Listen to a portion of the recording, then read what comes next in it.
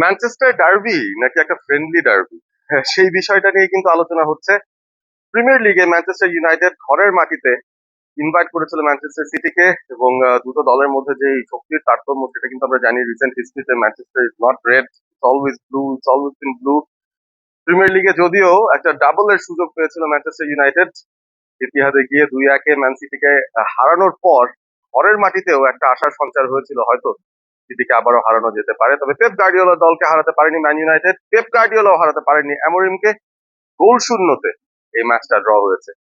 তবে ম্যাচের রিভিউটা যদি করতে হয়, প্রিভিউ খানিকটা করে নিতে হবে, কারণ সেখানে ম্যানচেস্টার ইউনাইটেড তাদের যে লাইন আপটা নিয়ে নেমেছিল সেখানে দেখেই বোঝা যাচ্ছিল যে তারা ডিফেন্সিভলি সলিড থাকতে চায়, ম্যান সিটিকে ইনভাইট করতে চায় অ্যাটাক করার জন্য, এবং সেখান থেকে কাউন্টারে গিয়ে বা ট্রানজিশনে গিয়ে হয়তো ম্যান ইউনাইটেড তাদেরকে সমস্যায় ফেলবে সেরকম একটা পরিকল্পনায় হয়তো তারা ছিল।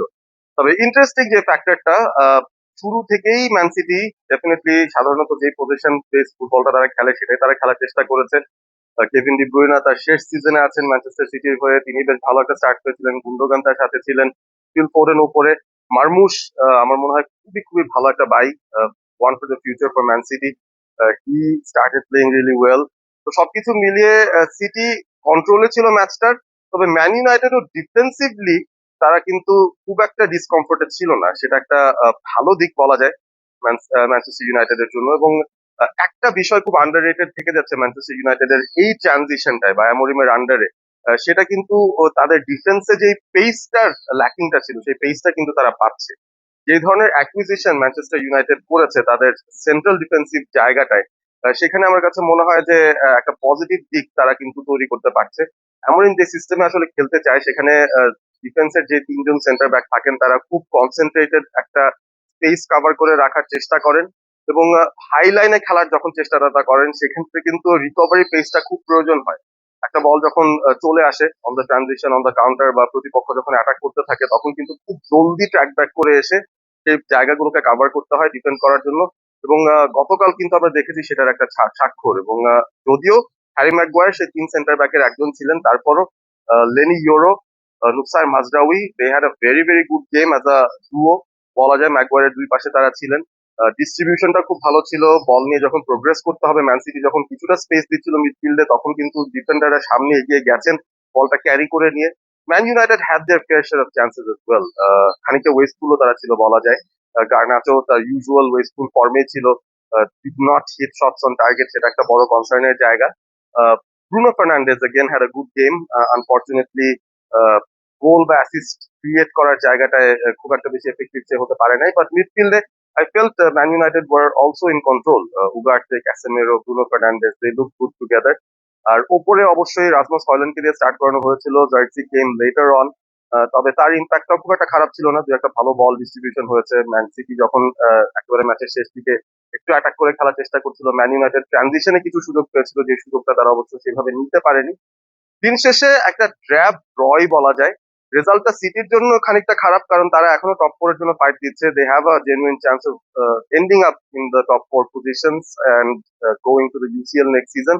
ইউনাইটেডের জন্য আসলে এবারে প্রিমিয়ার লিগ টেবিলটা একটু উপরে যাওয়ার সুযোগ নেওয়া ছাড়া কিন্তু আর কিছুই তেমন পাওয়ার নেই। সুতরাং প্রস্তুতিটা তারা মেনলি নিয়েছে লিওনের সঙ্গে যে ম্যাচটা খেলবে ইউইএল এ, সেটার প্রস্তুতি।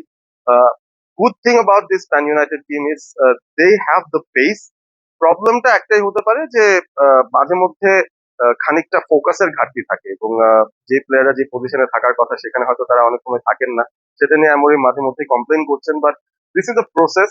হি হ্যাজ জাস্ট স্টার্টেড, এখনো কিন্তু হাফ অফ দ্য সিজনই তিনি ম্যান ইউনাইটেড এর কোচ হিসেবে এসেছেন।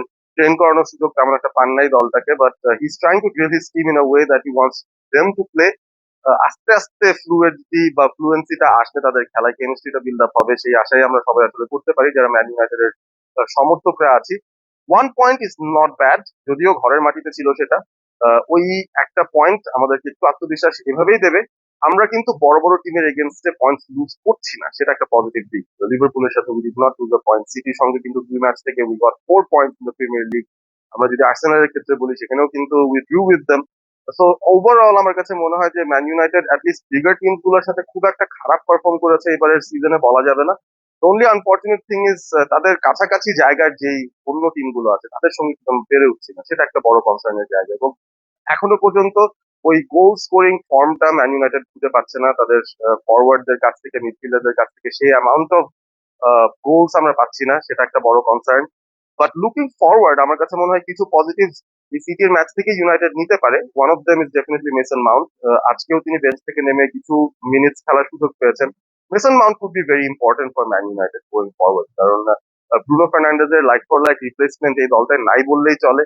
আর রুবিন আমরিম যে সিস্টেমে আসলে খেলে সেখানে একজন সেন্ট্রাল ফরওয়ার্ড বা একজন ফোকাল পয়েন্ট থাকার পাশাপাশি দুজন যে নাম্বার 10, অনেক সময় কিন্তু তারা উইথ না ধরে রেখে ভেতরের দিকেও কিন্তু থাকেন এবং ডিফেন্সিভলি অনেকটা হেল্প করেন বক্স টু বক্স মিডফিল্ডারদের। সো এই জায়গাটাতে আমার মনে হয় মেসন মাউন্ট খুবই ভেরি ইম্পর্টেন্ট। ইউনাইটেড যখন প্রেস করতে চায় অফ দ্য বল, সেই জায়গায় মেসন মাউন্ট খুবই গুরুত্বপূর্ণ একটা রোল হয়তো প্লে করবেন, স্পেশালি সেই সব ম্যাচে যেখানে মিডফিল্ডের কন্ট্রোলটা নেওয়া লাগবে।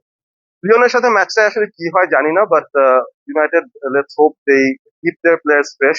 থার্সডেতে ইউইএল এর ম্যাচ, লিওনের সাথে first leg, very important game. UEL টা না জিততে পারলে নেক্সট সিজনে ইউরোপিয়ান কোনো ফুটবল ম্যান ইউনাইটেডের নেই এবং সেটা একটা বড় ধাক্কা হবে ম্যান ইউনাইটেডের জন্য। So that was that. It was a drab nil-nil friendly draw between Man United and Man City in the Premier League. রিভিউটা যদি ভালো লেগে থাকে বন্ধুদের সঙ্গে শেয়ার করবেন, ভিডিওটা সাবস্ক্রাইব করবেন। All sport ABP, stay Assam, stay all sport with all sport ABP.